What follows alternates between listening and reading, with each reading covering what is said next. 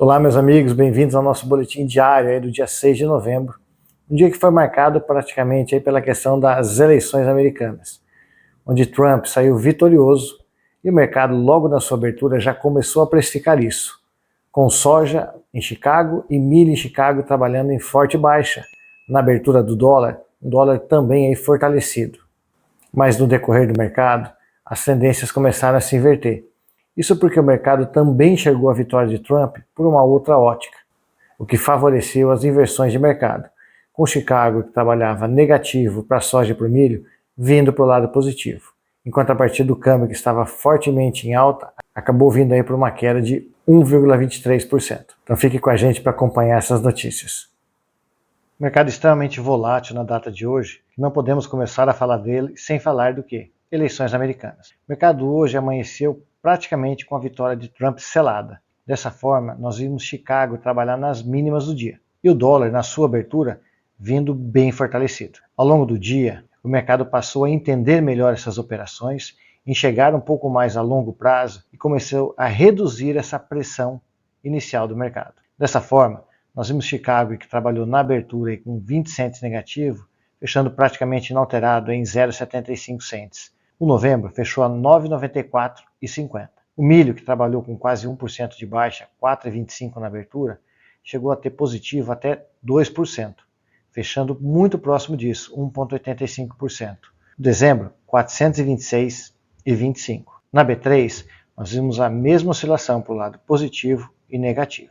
E o mercado dessa forma acabou fechando com aproximadamente 0,5% de alta. O janeiro fechou 75,67. Boa oferta global e as boas condições favoráveis em relação ao clima na América do Sul têm ajudado a pressionar os preços. Assim como a eleição americana, a vitória de Trump, iniciou o mercado pressionando fortemente o mercado para baixo. Com o andar do dia, nós começamos a ter algumas inversões.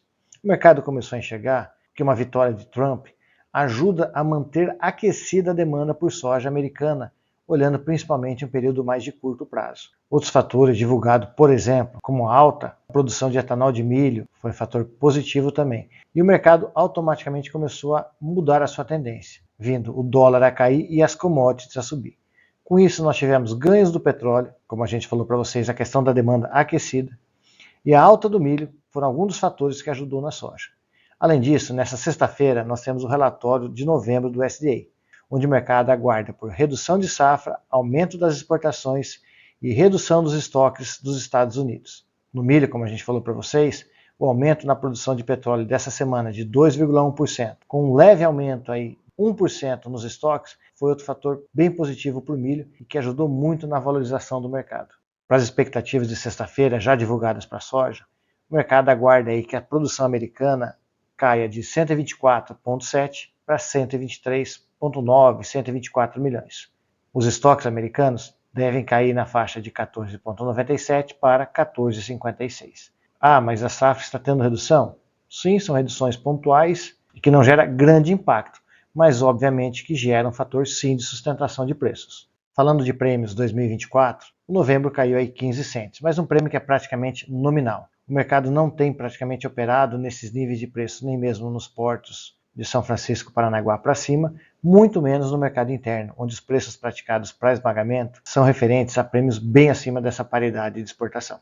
Além disso, como falamos lá atrás, nós temos um fortalecimento da demanda nesse momento por soja americana, devido ao receio de Trump lá na frente gerar novamente uma guerra comercial com a China. O que também eleva a chance de prêmios 2025 trabalhar mais forte, como aconteceu no dia de hoje. Fevereiro trabalhou com 5 cents de alta, assim como março também com 5 cents. O dólar também teve uma movimentação extremamente volátil. Abriu forte, chegou na máxima a 5,86,11 e uma mínima de 5,6646, praticamente 20 centavos de variação. O fechamento foi muito próximo da mínima, 5,6752, ou seja, 1,23% de queda.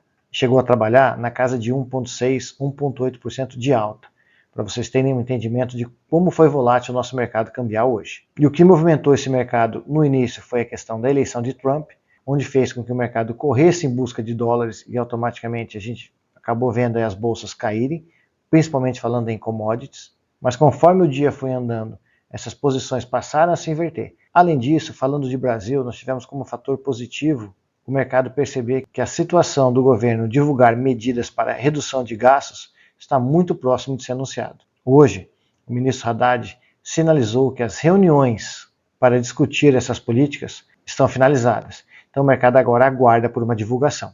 Com o mercado de soja abrindo fortemente negativo, mesmo a valorização do dólar não foi suficiente para manter os preços. Assim, os preços acabaram trabalhando na faixa de mais ou menos R$1 de queda.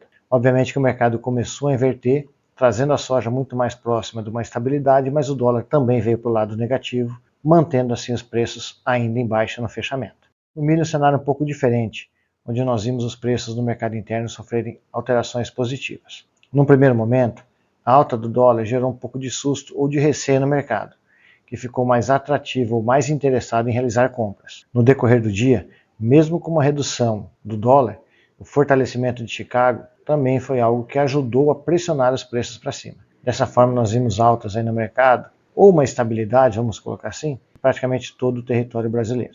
Já na questão clima, chuvas isoladas no Brasil, atingindo Mato Grosso do Sul, Paraná, São Paulo, Minas, Santa Catarina e Rio Grande do Sul, mas não chuvas generalizadas, mais pontuais.